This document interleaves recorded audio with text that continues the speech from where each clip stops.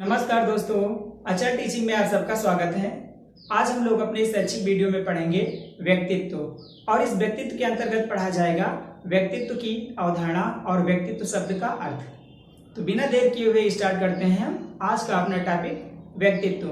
दोस्तों, व्यक्तित्व शब्द अपने आप में बहुत ही भ्रामक, जटिल और अस्पष्ट तथा विचित्र शब्द है। सामान्य व्यक्तियों की तरह ही मनोवैज्ञानिकों और विद्वानों का भी दृष्टिकोण जो व्यक्तित्व के प्रति रहा है वह उपेक्षित रहा है बहुत दिनों तक। अर्थात अध्ययन की दृष्टिकोण से अगर देखा जाए तो व्यक्तित्व शब्द बहुत दिनों तक उपेक्षित विषय के रूप में रहा है। लेकिन सर्वप्रथम व्यक्तित्व शब्द के क्षेत्र में अध्ययन करने का कार्य प्रारंभ किया क्रेयोलिन, जेने और फ्रायड ने। किसने? क्रेयोलिन, जेने और फ्रायड महोदय ने व्यक्तित्व शब्द को समझने और हम सबको समझाने तथा बताने की कोशिश की है। तो व्यक्तित्व शब्द बहुत ही जटिल है, इसलिए हम सबको सावधानी पूर्वक, ध्यान पूर्वक अच्छे से इसको समझ लेना है, ताकि व्यक्तित्व के बाद जो टॉपिक आए यानी कि व्यक्तित्व के सिद्धांत, व्यक्तित्व को प्रभावित करने वाले कारक, व्यक्तित्व के जितने भी परीक्षण हैं, वो सारी चीजें समझ में आती चली जाएं। तो व्यक्तित्व शब्द को हम अब अच्छे से समझने का प्रयास करते हैं। हम सब ने बहुत सारे लोगों के मुंह से कहते हुए सुना है कि अमुक व्यक्ति या फला व्यक्ति बहुत ही सुंदर है, उसका व्यवहार, उसका चरित्र, उसका आचरण बहुत ही आकर्षक है। अर्थात वह शारीरिक दृष्टिकोण से बहुत ही अच्छा है, उसकी छवि जो है वो आकर्षक है, वह जिससे मिलता है उसको सम्मोहित कर लेता है, अपनी बातों से, अपने व्यवहार से, अपने आचरण से अपनी ओर आकर्षित कर लेता है। लेकिन अगर हम केवल इतनी ही बातों को ध्यान में रखें तो यह किसी भी व्यक्ति का एक ही पहलू होता है, या हम कह सकते हैं किसी भी व्यक्ति का यह बाह्य कारक मात्र है। और व्यक्तित्व शब्द के लिए विद्वानों ने व्यक्ति शब्द को पर्यायवाची के रूप में माना है, यानी कि कुछ विद्वानों ने व्यक्तित्व शब्द की पर्यायवाची व्यक्ति बताया है। तो जो व्यक्ति है उसी का व्यक्तित्व होता है, व्यक्ति और व्यक्तित्व का अनूठा और गहरा संबंध होता है।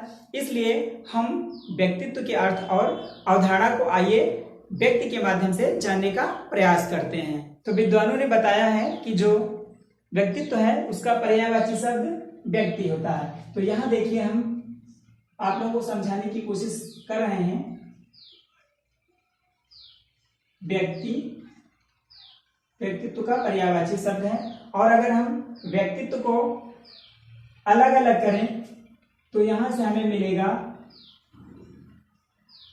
व्यक्ति प्लस तत्व।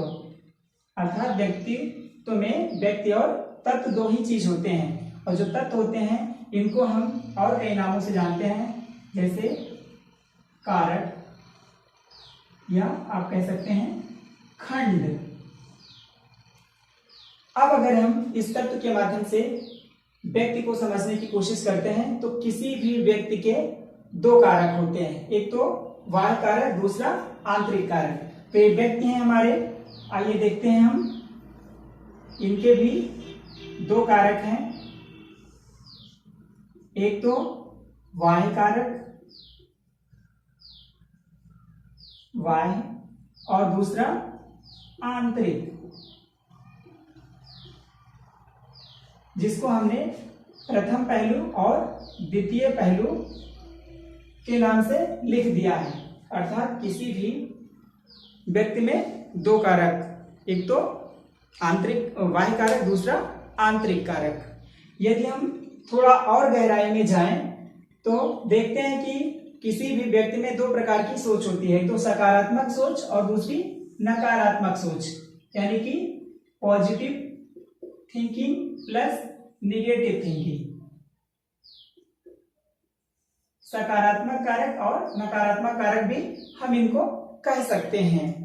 तो अब हम समझते हैं कि व्यक्तित्व सही मायने में क्या है। अगर हम बाह्य कारक की दृष्टिकोण से देखें या प्रथम पहलू के दृष्टिकोण से देखने का प्रयास करें तो किसी भी व्यक्ति का रंग रूप, शारीरिक संरचना अर्थात उसकी कदकाठी, उसकी लंबाई चौड़ाई, उसकी मोटाई और व्यवहार, उसका आचरण, उसका स्वभाव कैसा है, वह किन किन कार्यों को कैसे कैसे करता है, तो ये हमारा प्रथम पहलू है। और किसी भी एक कारक के आधार पर हम किसी भी व्यक्ति का व्यक्तित्व निर्धारित नहीं कर सकते हैं, क्योंकि यह तो मात्र बाह्य है, दिखावा है। अब आंतरिक गुण की हम बात करते हैं, जिसको हमने द्वितीय पहलू के नाम से लिखा है।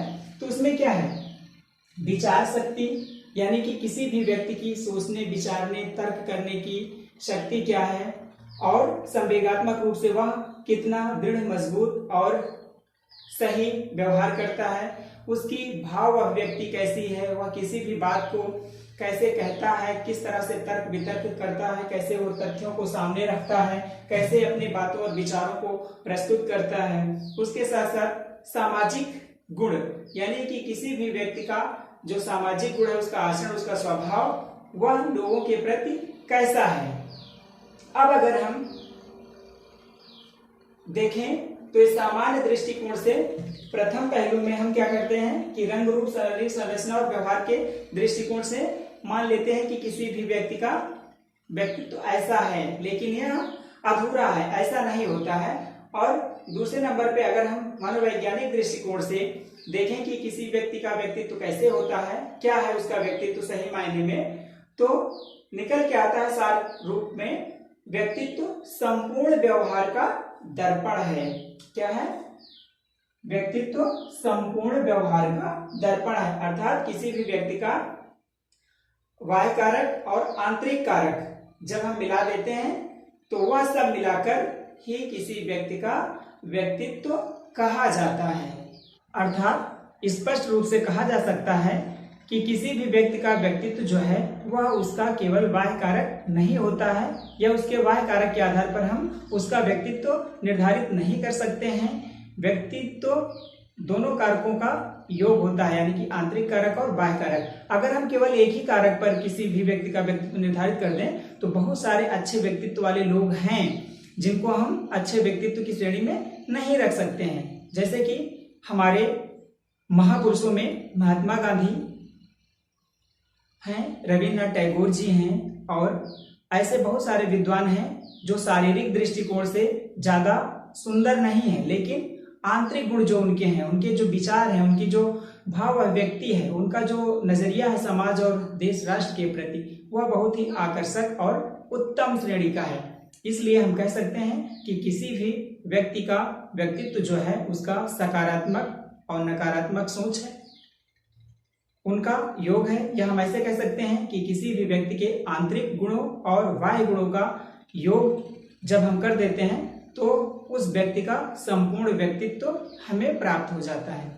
तो आइए अब हम पढ़ते हैं व्यक्तित्व शब्द का अर्थ। गर्मी भी ज्यादा है, लाइट कट गई है, लेकिन कोई बात नहीं, हम लोग अपने टॉपिक को कंप्लीट कर लेंगे। आइए पढ़ते हैं व्यक्तित्व शब्द का अर्थ। व्यक्तित्व शब्द के अर्थ को अच्छे से और गहराई से समझने के लिए हमने इसके कई अर्थों का उल्लेख यहाँ किया है, जिसको आप लोग अच्छे से पढ़ लीजिए और इसको नोट भी कर लीजिएगा। व्यक्तित्व का शाब्दिक अर्थ देख लीजिए। जैसे यहाँ लिखा हमने व्यक्तित्व, पर्सनालिटी, यानी कि इंग्लिश में व्यक्तित्व को पर्सनालिटी कहा जाता है। और ये जो पर्सनालिटी शब्द है इसकी उत्पत्ति लैटिन भाषा के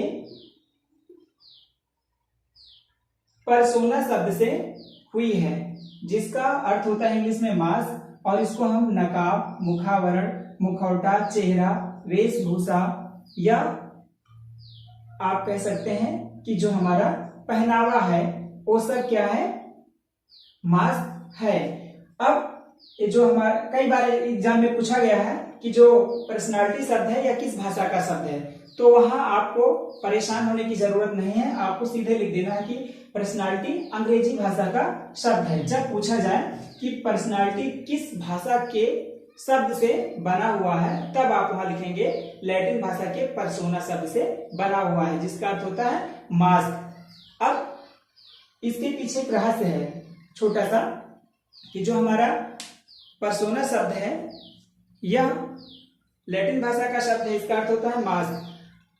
ग्रीक या यूनान वाले जो हुआ करते थे वो अपने नाटक के समय अभिनय करते वक्त कुछ अन्य चरित्रों का, किरदारों का मतलब किरदार निभाते थे, उनका एक प्रदर्शन करते थे। किसी भी नाटक में राजा बनना या कोई प्रमुख पात्र का रोल अदा करना, तो वहां वो लोग ये मास्क पहन लेते थे या उनका पहनावा ऐसा हुआ करता था जिससे वह दूसरों का रूप प्रदर्शित करते थे और उनका जो रूप हुआ करता था वो उस पहनावे या मास्क के पीछे छुपा रहता था। इसके पीछे कारण और भी था कि लोग उनको जानने न पाए कि कौन है जो राजा का रोल अदा कर रहा है या कौन है जो अमुक किरदार निभा रहा है। तो ये तो था हमारा शाब्दिक अर्थ, जिसको हमने जाना कि पर्सनालिटी शब्द लैटिन भाषा के पर्सोना शब्द से बना है, जिसका अर्थ होता है मास्क। और मास्क को हम नकाब, मुखावरण, मुखौटा, चेहरा, वेशभूषा या पहनावा आदि शब्दों से लिखते हैं और समझते हैं। अब आइए हम देखते हैं नंबर 2 पे सामान्य अर्थ, यानी कि जो हमारा व्यक्तित्व है वो बाह्य रूप प्लस गुण, यानी कि बाह्य रूप और गुणों का समन्वित रूप है। बाह्य रूप यानी कि अट्रैक्टिव हो बाह्य रूप, और जो उसका गुण है वो आकर्षित करने वाला हो। अर्थात हम कह सकते हैं कि व्यक्तित्व वह गुण है जिसके माध्यम से हम किसी को अपने प्रति या किसी के प्रति आकर्षण का विषय वस्तु बन जाते हैं। नंबर 3, व्यवहार की दृष्टिकोण से अर्थ। किसी व्यक्ति के व्यवहार का संपूर्ण गुण व्यक्तित्व है। जैसा अभी हमने ऊपर पढ़ा कि कोई भी व्यक्ति है तो उसके आंतरिक गुण और बाह्य गुण दोनों का सम्मिश्रण ही उसका संपूर्ण व्यक्तित्व कहा जाता है। तो अगर हम व्यवहारिक दृष्टिकोण से देखें तो किसी व्यक्ति के व्यवहार का संपूर्ण गुण ही व्यक्तित्व है। अब हम दर्शन शास्त्र के अनुसार या दर्शन के अनुसार व्यक्तित्व का अर्थ समझने की कोशिश करते हैं। देखिए हमने लिखा है व्यक्तित्व आत्मज्ञान का दूसरा नाम है, यह पूर्णता का आदर्श है। यानी कि व्यक्तित्व आत्मज्ञान, आत्मज्ञान अर्थात हम अपने आप को जान लें कि हम क्या हैं, अर्थात हमारे अंदर कौन कौन से अच्छे गुण हैं, कैसा हमारा स्वभाव है, हम क्या अच्छे से कर सकते हैं, पूरी तरह से हम अपने बारे में अपनी चीजों को जान लें। तो हम कह सकते हैं कि व्यक्तित्व जो है वो आत्मज्ञान का दूसरा नाम है, यह पूर्णता का आदर्श है। यानी कि आदर्श रूप में पूर्ण रूप से हमें प्रस्तुत करता है हमारा व्यक्तित्व। नंबर 5, मनोविज्ञान के अनुसार अर्थ। मनोविज्ञान के अनुसार वंशानुक्रम और वातावरण का संगठित रूप ही व्यक्तित्व है। यानी कि वंशानुक्रम से हमें शारीरिक लक्षणों का ज्ञान होता है और वातावरण के माध्यम से हम किसी भी व्यक्ति का व्यवहार, उसका स्वभाव, उसका चरित्र, उसका आचार विचार जानते हैं। अर्थात हम मनोविज्ञान के दृष्टिकोण से कह सकते हैं कि व्यक्तित्व में वंशानुक्रम के लक्षण और वातावरण का गुण जो है वो संगठित रूप से पाया जाता है। दोस्तों, अर्थात हम कह सकते हैं कि जो व्यक्तित्व है वह शारीरिक गुणों, मानसिक गुणों और सामाजिक गुणों का योग होता है। यह हम कह सकते हैं कि व्यक्तित्व मानव के गुणों, लक्षणों, स्वभाव और विशेषताओं का एक संगठित रूप है। तो इस प्रकार से इस वीडियो में हमने व्यक्तित्व की अवधारणा और व्यक्तित्व का शाब्दिक अर्थ पढ़ लिया है। अब अगले वीडियो में हम व्यक्तित्व की परिभाषाओं का अध्ययन करेंगे और साथ ही साथ हम कोशिश करेंगे कि पढ़ाते समय ही आप सबको कुछ प्रमुख व्यक्तित्व की परिभाषाएं याद हो जाए।